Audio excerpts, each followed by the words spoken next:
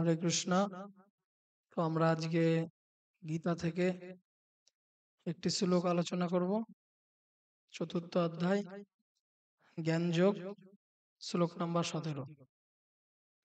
তো এই শ্লোকে ভগবান কর্ম সম্বন্ধে কিছু বলেছেন।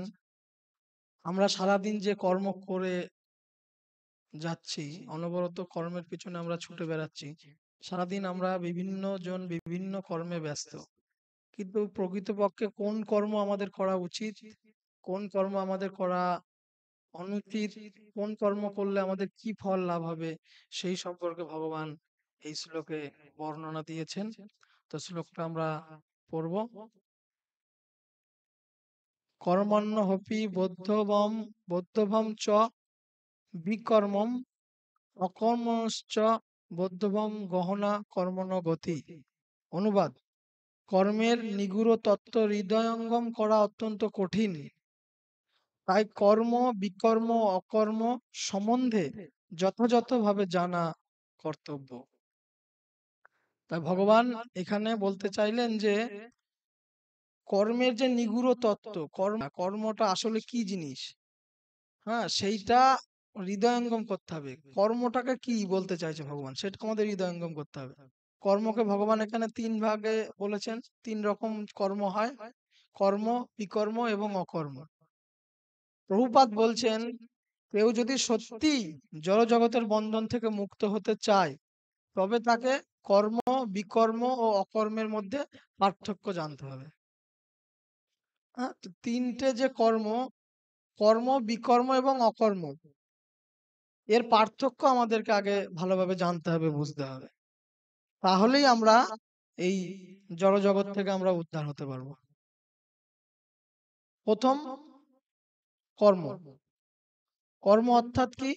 পুণ্য কর্ম। পুণ্য কর্ম কাকে বলে? আমাদের বিভিন্ন কামনা বাসনা পূর্ণ করার জন্য যে কর্ম আমরা করে থাকি, তাকে পুণ্য কর্ম বলে, কর্ম বলে, সকাম কর্ম যাকে বলা হয়। তো এই কর্ম, উদাহরণ কি কি এই কর্মের? যেমন দান করা, কোনো পুজো পাঠ করা, কোনো স্কুল কলেজ তৈরি করে দেওয়া, বিভিন্ন এই জড় জগতের ওপরে লাভ পাওয়ার জন্য যেসব কর্ম আমরা করে থাকি, তাদেরকে বলা হয় কর্ম বা পুণ্য কর্ম। তো এই কর্মের ফলে, এই পুণ্য কর্ম যদি আমরা করি, তার ফলে আমাদের কি লাভ হয়? পুণ্য কর্মের ফলে আমাদের মৃত্যুর পরে আমরা স্বর্গ সুখ লাভ করতে পারি, এবং এই জগতেও আমরা সুখ লাভ করতে পারি। তো সুখ পাওয়ার জন্যই পুণ্য কর্ম আমরা করি, যাতে আমরা স্বর্গ সুখ লাভ করতে পারি। হ্যাঁ, অর্থাৎ আহ, মৃত্যুর পরে স্বর্গ সুখ এবং এই জগতে সুখ পাওয়ার জন্য পুণ্যকর্ম করা হয়। গীতাতে ভগবান এই পুণ্যকর্ম সম্বন্ধে বলছে। এই পুণ্যকর্মটা কি শেষ? আর কি কোনো কিছু নেই? এটাই কি শেষ?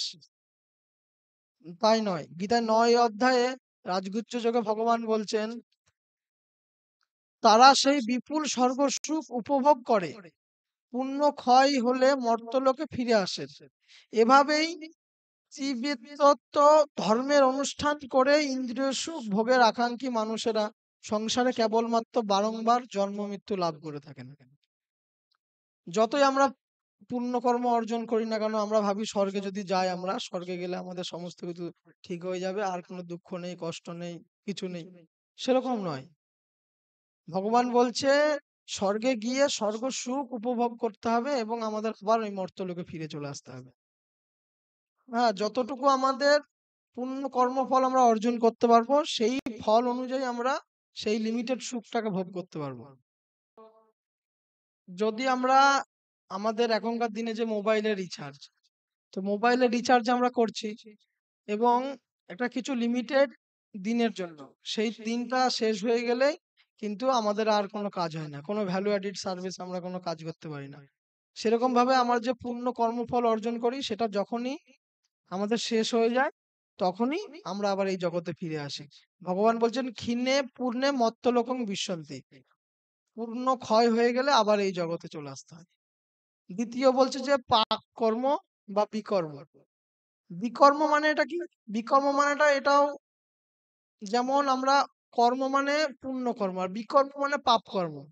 যত এই জগতে পাপ কর্ম আমরা করব, শাস্ত্র অনুমোদিত নয়, শাস্ত্র বিরুদ্ধ যে কাজগুলো করব আমরা, সেই কাজের ফলে আমাদের নরকে যেতে হবে, নরক যন্ত্রণা ভোগ করতে হবে।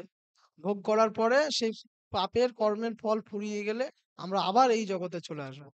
জড়জগৎ, স্বর্গ, নরক এর মধ্যেই ঘুরপাক খেতে আমাদের এইভাবেই থাকতে হবে।